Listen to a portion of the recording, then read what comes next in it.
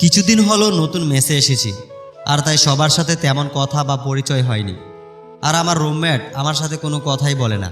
মনে হয় রুমে সে একা থাকে, কোনো কথা জিজ্ঞেস করলে খালি আচ্ছা এগুলো বলে। আমার মনে হয় আমার রুমমেট অনিক আমার উপরে খুব বিরক্তি প্রকাশ করে। তার বিষয়ে খোঁজ নিয়ে জানলাম সে এই এলাকারই, তবে সে মেসে থাকে। আবার আমি রাতে দেখি প্রায় প্রতি রাতেই বের হয়, আবার সকালে ঘুম থেকে উঠে দেখি শুয়ে আছে। আমার খুব কৌতূহল জাগলো বিষয়টি নিয়ে। তো আমি সিদ্ধান্ত নিলাম আজকে অনিকের পিছু করব। রাত হলো, আমি জেগে আছি আর অপেক্ষা করছি যে কখন বের হবে। ঠিক রাত 2টায় বের হলো, সেই চাদর আর ব্যাগ নিয়ে। আমিও তার পিছু পিছু চলতে লাগলাম। দেখতে দেখতে অনিক একটা কবরস্থানের ভেতর ঢুকছে।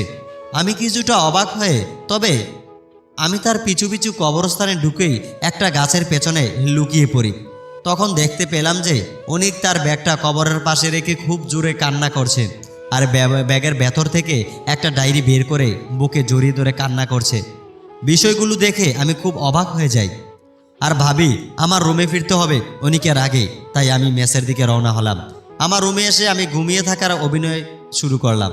3টার দিকে অনিক রুমে ঢুকলো, তারপর ব্যাগটা তার খাটের তলে রেখে শুয়ে পড়লো। পরের দিন সকালে উঠে আমি নাস্তা করে নিলাম, তারপর কালকের বিষয়টা নিয়ে ভাবমতে থাকলাম।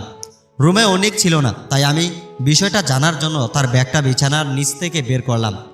ডায়েরিটি হাতে নিতেই দেখি প্রথম পাতায় লেখা, আমার ছোট ভাইকে তার 15তম জন্মদিনের উপহার দিলাম। তারপরে আস্তে আস্তে ডায়েরিটি পড়ে আমি নিস্তব্ধ হয়ে গেলাম। এমন সময় অনিক চলে এলো রুমে, আর আমার হাতে ডায়েরিটি দেখে আমার দিকে তাকিয়ে রইল। অনিক আমার হাতে তার ডায়েরিটি দেখে বড় বড় চোখ করে আমার দিকে তাকিয়ে থাকে, যেন আমি কি যেন একটা দেখে ফেলেছি। আমি কিছু বলতে না বলতে অনিক আমার হাত থেকে ডায়েরিটি নিয়ে আমাকে বলল, কেন তুমি আমার ডায়েরিটি খুলেছ? আমি কি বলবো কিছুই বুঝতে পারছি না। আমি রুম থেকে বের হয়ে গেলাম। নিজেকে অপরাধী মনে হচ্ছে যে একজনের জিনিস আমি না বলেই পড়লাম, তবে ডায়েরির পাতাগুলো আমার চোখের সামনে ভেসে উঠছে। সারাদিন অনিকের সাথে দেখা নেই। রাতে সে রুমে ঢুকলো, কোনো কথা নাই, সে খাটের উপর বসে কিছু একটা ভাবছে।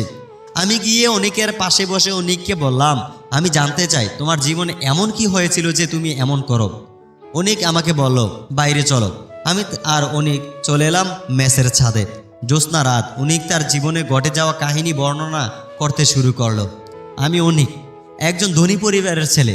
আমরা 2 ভাই। আমি পরিবারের ছোট ছেলে। ছোটবেলা মা বাবাকে হারিয়েছি সড়ক দুর্ঘটনায়। বাবা আমাদের 2 ভাইয়ের নামে প্রচুর সম্পত্তি রেখে যান, যার কারণে আমি আর আমার ভাই ভালোভাবেই বড় হতে থাকি। নানুর বাড়ির দাদুর বাড়ির সবাই আমাকে খুব ভালোবাসতো। বন্ধুরাও অনেক সাহায্য করত। সুখে চলছিল জীবন। তবে জীবনের সবথেকে বড় ধাক্কাটা খাই যখন আমার বড় ভাই হার্ট অ্যাটাকের মারা যান। মনে হচ্ছিল যে কেন আল্লাহ আমাকে এত বড় একটা কষ্ট দিলেন। মা বাবা মারা যাওয়ার পর ভাই আমাকে মা বাবার মতো না হোক, তার সর্বোচ্চটা দিয়ে আমাকে ভালোবেসেছে। আর আজকে তিনি নেই। ভাইকে হারানোর পর মানসিকভাবে ভেঙে পড়ি। আমি খালার বাসায় থাকতাম, তবে সবাই কেন জানি আমার সম্পত্তি করত। সবাই আমাকে জোর করে আমার বাড়ির জমি বিক্রি করায়। এইভাবে বাবার সব সম্পত্তি শেষ হয়ে যায়। যখন আমার কাছে আর কোনো সম্পত্তি নেই, আস্তে আস্তে দেখতে শুরু করলাম সবাই আমার থেকে দূরে সরে যাচ্ছে। নানুর বাড়ির দাদুর বাড়ির সবাই আমাকে বোঝা মনে করছে। আমি বুঝতে পারলাম তারা আমাকে চায় না, তারা চায় আমার নামের লেখা সম্পত্তিকে। খুব খারাপ লাগতো এইটা ভেবে যে টাকাই হচ্ছে সব। এভাবে আমি সবার থেকে দূরে সরে যেতে থাকি। এমনকি আমার বন্ধুরাও আমার থেকে দূরে সরে যায়। কেউ আমার সাথে কথা বলতো না। তাই আমার ভাইয়ের দেওয়া 15তম জন্মদিনের উপহার ডায়েরিতে আমার সব কষ্টের কথা লিখতে থাকি। দিনের পর দিন এইভাবে চলতে থাকে, আর আমি আমার সাথে খারাপ ব্যবহারের পরিমাণ বাড়তে থাকে। খালারা আমাকে লেখাপড়ার খরচ দেওয়া বন্ধ করে দেন। দাদুরা তো আমার খোঁজই নিত না। আমি দেখলাম আর এইভাবে এই বাড়িতে থাকলে হবে না। তাই নিজেকে শক্ত করে আমার মা বাবার ভাইয়ের কথা ভেবে আমি সেই বাড়ি থেকে রাতের আধারে চলে এলাম। আমার মা বাবার আশা ছিল আমাকে ডাক্তার বানাবে, কিন্তু আল্লাহর কি নিয়তি। জীবনের সব দিক থেকে ব্যর্থ হয়ে যখন কেউ ছিল না, তখন ছিল ভাইয়ের দেওয়া ডায়েরিটি। তাই ডায়েরির একটা পাতা যেন আমাকে বাঁচতে শিখায়, আশার আলো দেখিয়েছে। আমি অনেককে প্রশ্ন করলাম, তাহলে প্রতিদিন তুমি কাঁদো কেন?